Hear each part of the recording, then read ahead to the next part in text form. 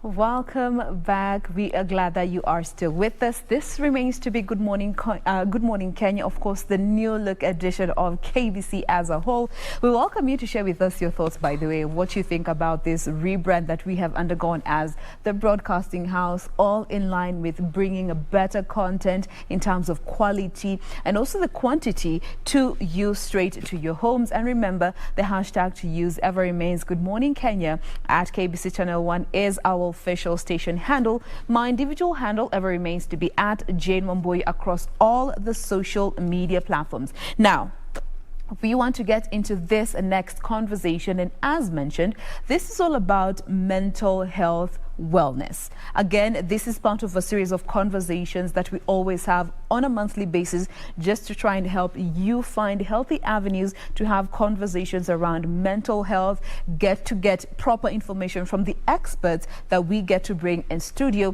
And this morning we have two of them for you. With me to my immediate left, we have Morifixen Kamau, who is a counseling psychologist who works at Nobility House. Good morning, Kamau. Good morning. Thank you for making time to be with us today. Pleasure to have me. Absolutely. And to my furthest left, we also have Dr. Beatrice Muthoni Maingi, who is also a counseling psychologist as well as the founder of Nobility Restoration House. Good morning, Dr. Good morning, Wambui. Thank you so much for making time to be with us today, and more so to have conversations around mental health. So let me start with you, Dr. Beatrice. You know, when we talk about mental health generally, from what you have seen interacting with various people in different spaces, what is the perception that people have about talking when it comes to talking about mental illnesses and challenges that we get to experience?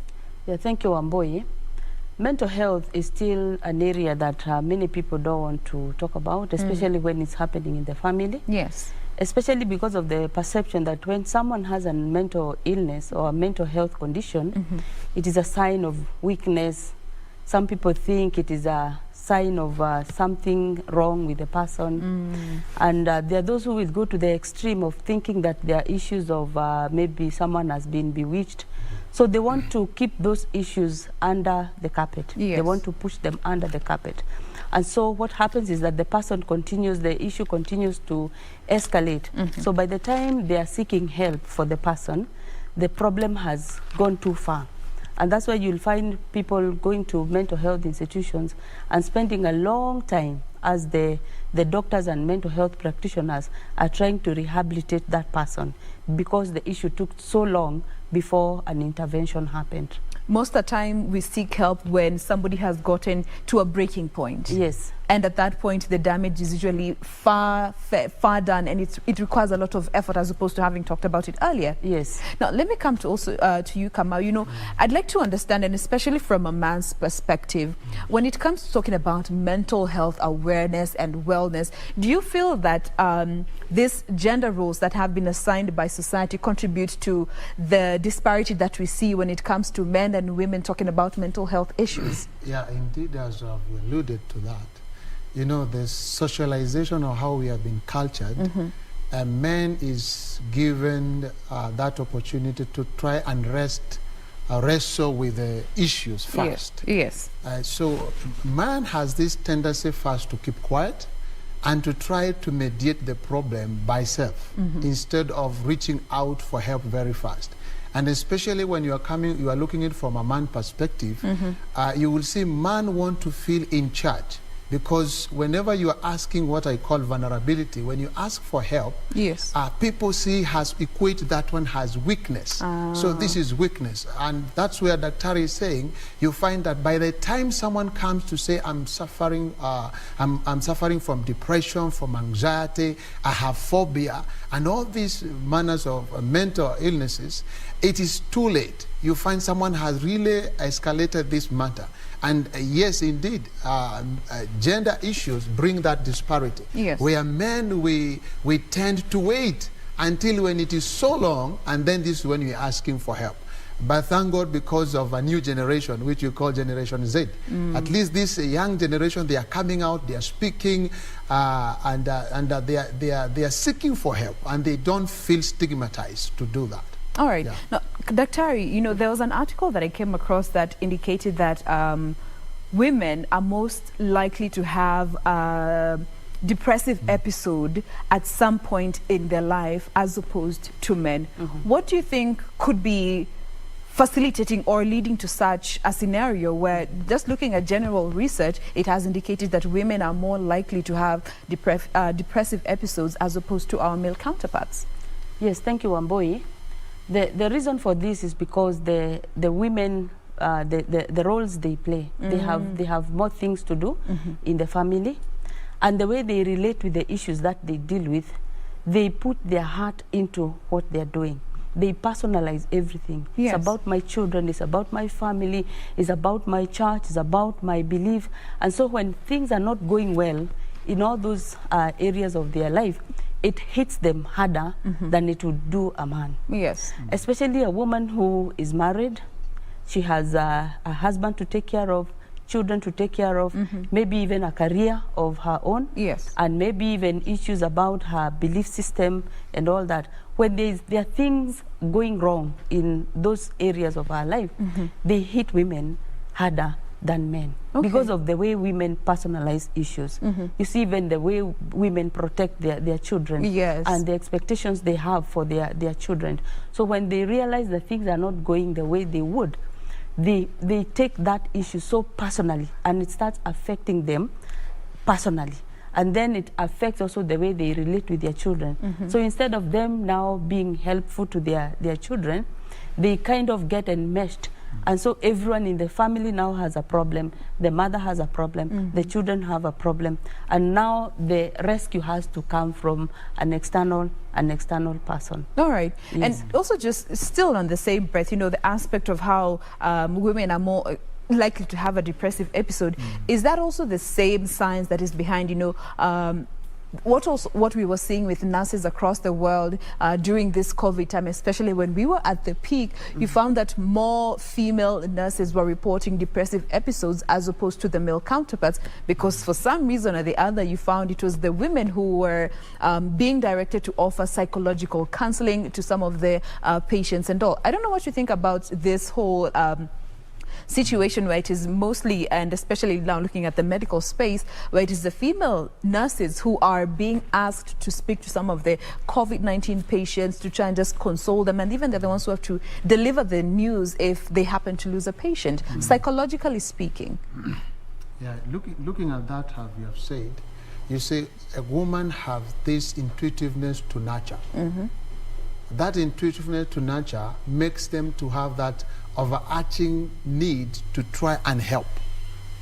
That makes so much sense. Yeah, so they feel, I want to do something. Yes. That's why you find that, and remember, women have intuitions with life because they are the carriers of life. And in this sense, they always have that feeling of, I can do something, and somehow the environment have given a woman a very much field to cover so much.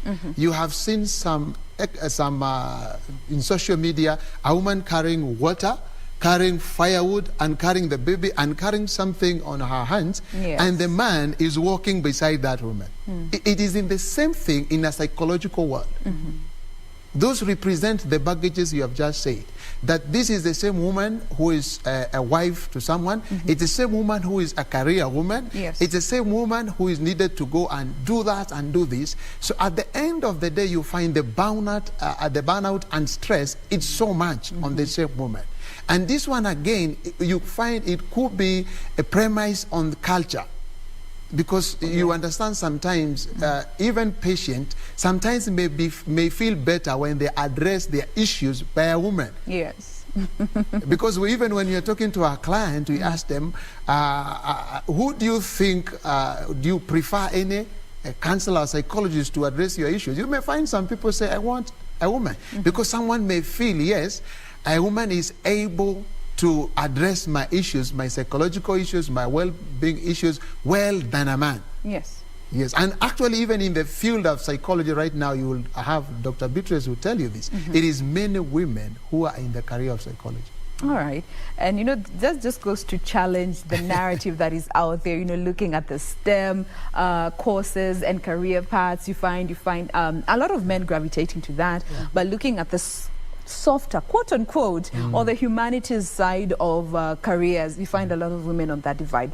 Arguable. But now let's come to the area of focus of today's discussion, and this is the relationship between mental health, wellness, and addiction. Let me start with you, Dr. Beatrice. You know, please help us understand what's the relationship between our mental health and addiction, if there is any, from a scientific or psychological point of standing. Yes, thank you, Wambui.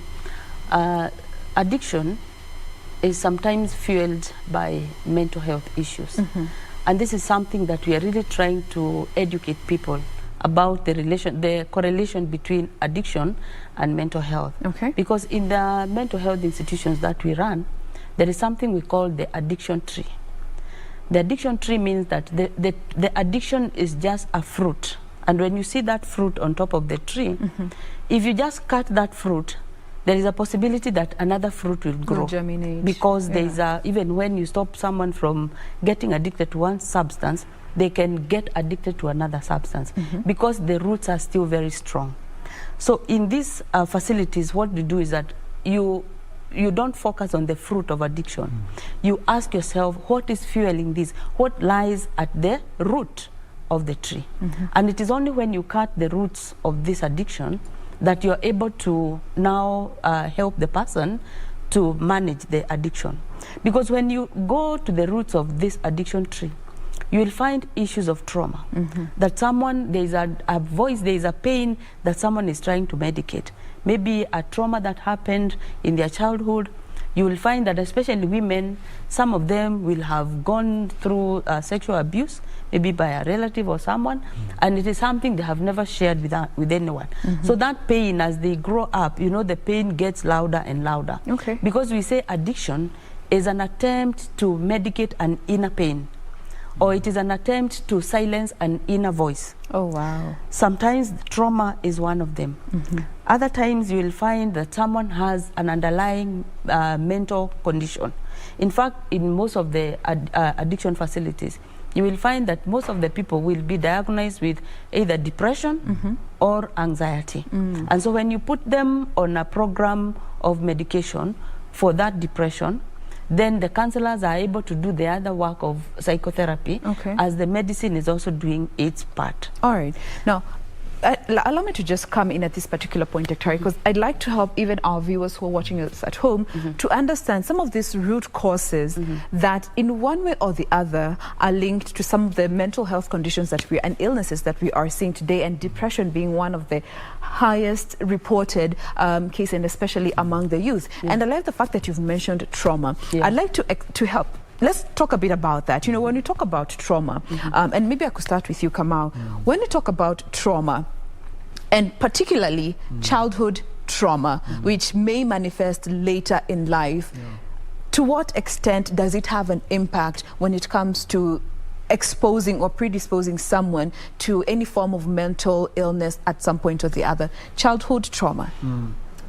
When it is a childhood trauma, actually we say between the age of 0 to around 3, even to 5.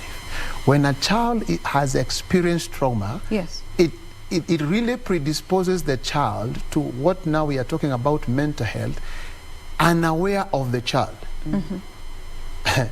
And some of time, like there is a condition we call multiple dissociation disorder. It's someone existing in a multiple of person in one. Like having multiple personalities? Yes. I'm trying to use layman's language. You find when, for example, a child has been abused, this child learns to fragment himself or herself. So there's a child that cries, and there's the child that manifests to the world outside. For example, when you have an authoritarian father, and especially when the abuser is the father.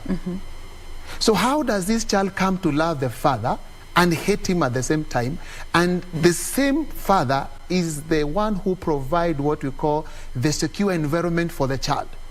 So already the mind of this child becomes fragmented. I had a client like that, and she tells me, this is Esther talking. Then she manifests like Esther. Then she tells me, this is another personality now talking, and you can see changing. This is the extent of abuse, how it can go deeper in matters psychology, in matters mental, in matters mind. And to what extent do you think, you know, this form of trauma, and especially when it comes to violence, during you're looking at your childhood phase, can contribute to addiction becoming a result? Exactly. Now that's where Daktari is saying, when this one is continuing for a period of time, because this child will reach out somewhere, she will need to silence those voices. Voices of you are nothing. Voices, the world is not a safer place to be. By the way, we call them neurotic behaviors. So these neurotic behaviors, one of them you will find is addiction. Because addiction provides for what we call existential avoidance. Meaning you are running away from the pain that you are feeling. And it's giving you a place of utopia where you feel accepted. All right. Now, let me come to you, Dr. Beatrice, still looking at that aspect of a childhood trauma.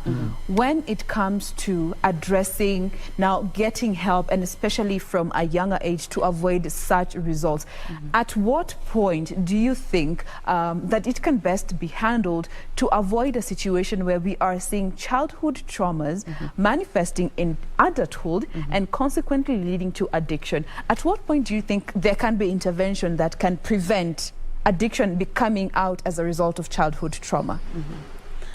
Okay, thank you. You see, for a problem to be handled, it has to manifest.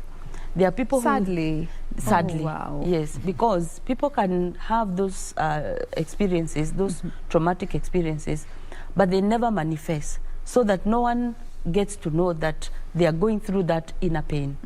Until now, it manifests either in addiction or, you know, antisocial behavior. You know, it's like someone is now trying to fight back, to hit back at the people who traumatized them. Yes. Because they're now feeling that I'm now big enough. You cannot do what you did to me when I was a child. Now I'll fight back with this addiction. I'll fight back with this. I'll pay back. I'll pay back. I'll pay back. Okay? My father, you made me feel like nothing when I was helpless. Yes. Now see, come and beat me. I am 28. I will drink myself silly. I will embarrass the whole family. I'm fighting back. You see? So it is when now the problems manifest that an intervention can happen. Because you see, we say that in psychology, it is about connecting the dots. If you're able to connect and tracing the path. Tracing the path backwards. You engage in a reverse gear and ask, where did the rain start beating you? And that is why today, instead of asking someone, a client, what is the problem here? We like to ask, what happened to you?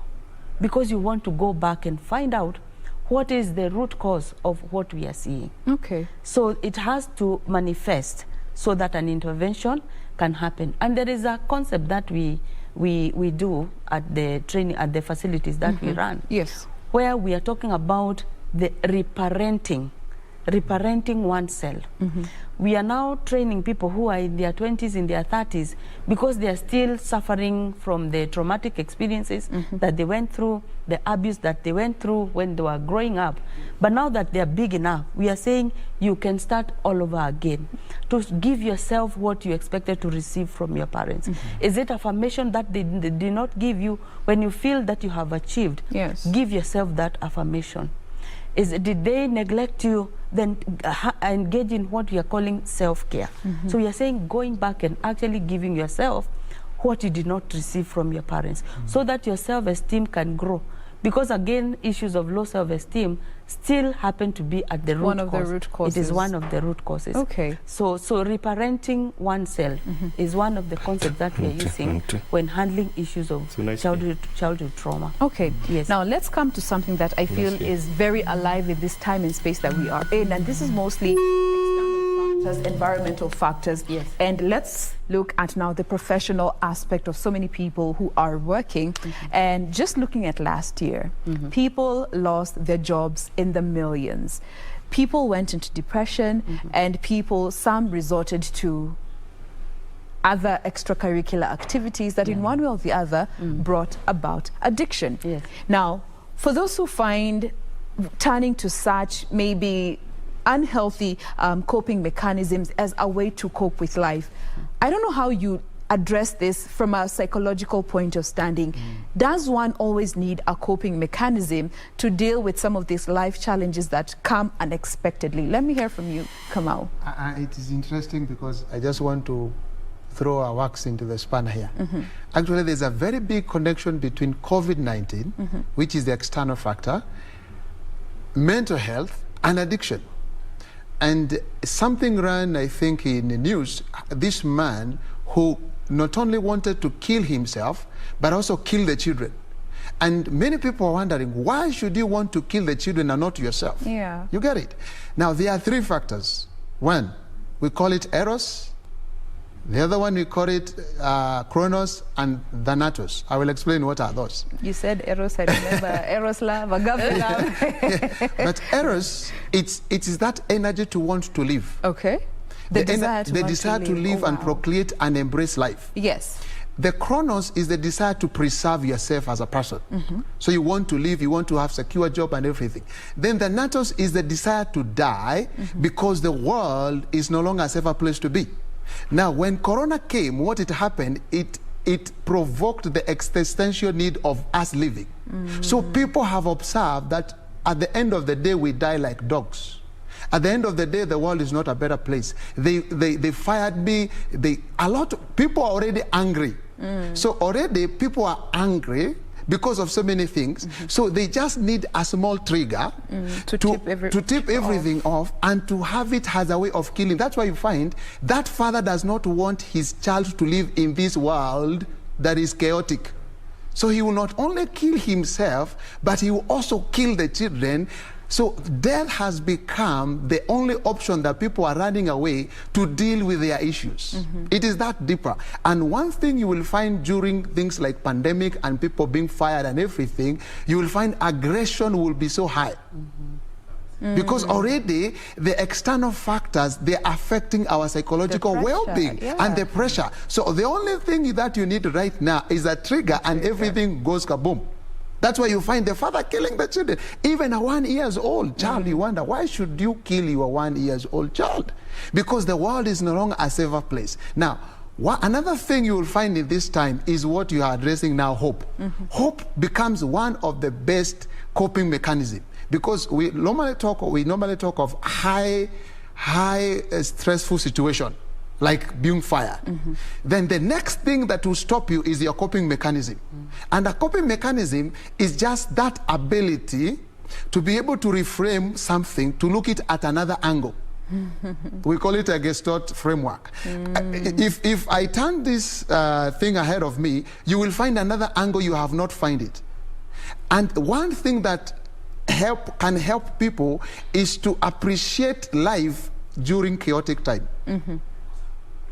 That is hard. How do you appreciate life that is hard. In a chaotic time? Because it is not as bad as it looks like. But you see, the moment, because you see, if you place a child right now in this room, and the mother leaves, the child cries. Because there is that life instinct of safety and everything associated with the mother. Okay. Now, this is what Corona has done to us. Corona has come and has tampered with our life instincts, our job, our work, our spouses, our everything. People have lost their loved one. Yes. They have seen their loved one buried. They didn't visit the burial. They didn't have a closure. You are fired on your phone. Please don't come. Your job is no longer here. So how do you sit down in that family and start? So the essence of living, the meaning and the hope is gone. Now you can see the mental health now. Yeah. You can see the depression and you can see the addiction. Okay. Now, let me come to you, Dr. Beatrice. Yes. When we talk about coping mechanisms, and especially just borrowing from what Kamau has said, why are coping mechanisms important? Are they important, and why is that so? They are important because when we are faced by different issues, the way we respond to the issues will depend on our threshold. And that's why as we train people about parenting on the different stages of life, we talk about instilling psychological resources for children, so that as they move from one stage of life to another, there are psychological tools that they are picking to be able to deal with the life ahead. Okay. And one of the psychological tools is resilience. Resilience. Because there is a stage of life when the child is asking, will I make it in this world of people and things? And now the work of the parent is to train the child on problem-solving skills and to encourage them when things don't go the way they're expecting. When a child comes home from school and they have a report that is not very impressive, the teacher has already graded them and maybe given them 30%. So the parent is not the teacher to again start grading the child. Your work is to build the resilience of that child and to tell them, okay, this is what has happened, but you can do better. So you train them on problem-solving skills. So if that is the voice that is in the mind of that child, even when they grow up, when things go wrong, when things are not working out, they will still hear that voice of saying that you can still continue trying, keep trying, don't give up, you will make it, you will make it. And that's why you find that even when people lost their jobs, people behave differently. There are those who went straight home and committed suicide. There are those who got into depression. There are those who got into addiction. But there are those who are very busy doing things which they never thought they would do. Some are very busy working in the farms, from a high-end office to the farm, and they are okay. Because you see, they have that resilience. And so coping skills are very important. Now, yes. Now, we are almost out of time. Then, of course, you can add a rejoinder to that. But as you do that, and we close this conversation, maybe you could also go to just speak to our viewers this morning and maybe give us pointers when it comes to picking healthy coping mechanisms. For most people, you might not know which is a healthy coping mechanism. You know, this could be an escape from your current reality, but in the long run, it might not be healthy, and in one way or the other could lead to addiction. What are some of those healthy coping mechanisms that from a psychological standing you have seen are beneficial for any individual out there? Very briefly as we get to close. Let me just mention some. Yes. And say coping mechanism, one of them helps you to externalize. So I am not a failure. I am Kamau who failed an exam. Separating the problem from the person. You externalize it. So I'm not a failure. So another thing we say is, one of them we call it mindfulness. Allow yourself to be in the present rather than escaping to deal with the issue. Be now, be here, because what drugs does, it helps you temporarily to escape from the moment, but escalating it later when you come back. So allow yourself to be in the moment and check what you can do. Another thing we call is cognitive diffusion. Detach yourself with what is happening as if you are seeking from afar. So I have been fired, and being fired is something like operate from afar. Then choose the emotion to deal with your own issues. And just last one, just to mention, we check on what we call rumination. Rumination is where you find someone pondering on something so much. Don't disallow yourself to think on something repeatedly over the time, because once you do that, especially on a negative situation, it just makes you feel a failure, and that's where the need to medicate now comes in. And also incorporate spirituality. It is very key. We call it biopsychosocial spiritual. I think that's a whole other conversation that I am seeing, especially the millennials really redirecting themselves to, you know, just awakening your spirituality. But Dr. Beatrice, as we close, very briefly, what coping mechanisms would you encourage our viewers this morning, both the young and the old, could incorporate in their daily habits to just help dealing with everyday stresses? As I talk about the coping mechanisms, there is one prayer that we say at the Nobility Restoration Center. We call it the Serenity Prayer. Being able to separate or to classify problems, because there are those things that you can change, those things that you cannot change.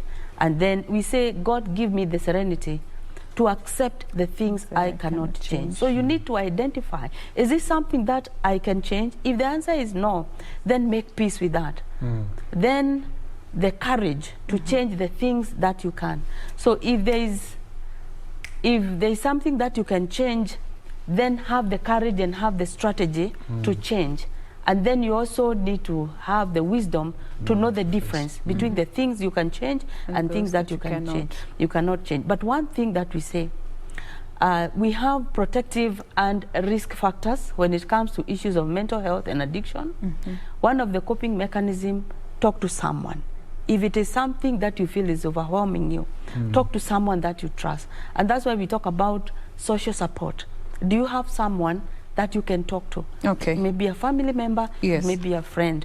So don't hold it in, because when you hold it in, that is where the issues of depression start coming in. All right. Yes. Now, due to the interest of time, again, we'll have to put a pause there. But this is a conversation that I always say we can never exhaust in one sitting, and that is why we have multiple of them on a monthly basis. Thank you so much. We have been speaking with Dr. Beatrice Muthoni Maingi. She is the founder of a Nobility Restoration Center, and she is a counseling psychologist as well. We have also been speaking with Morifixen Kamau, who is a counseling psychologist working with Nobility Restoration House. Thank you so much for making time to be with us today.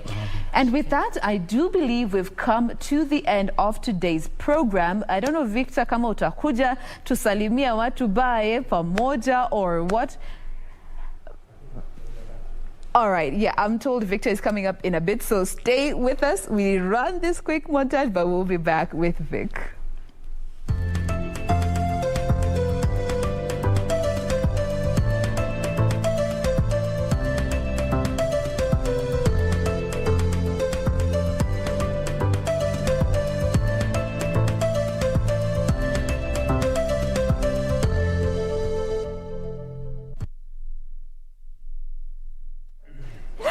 All right, and we are just back to say goodbye to you. Thank you so much for being with us. We do appreciate you for always making time to be with us. I am Jain. Wambui. Vic. Of course, yes. Where's my camera? Camera two.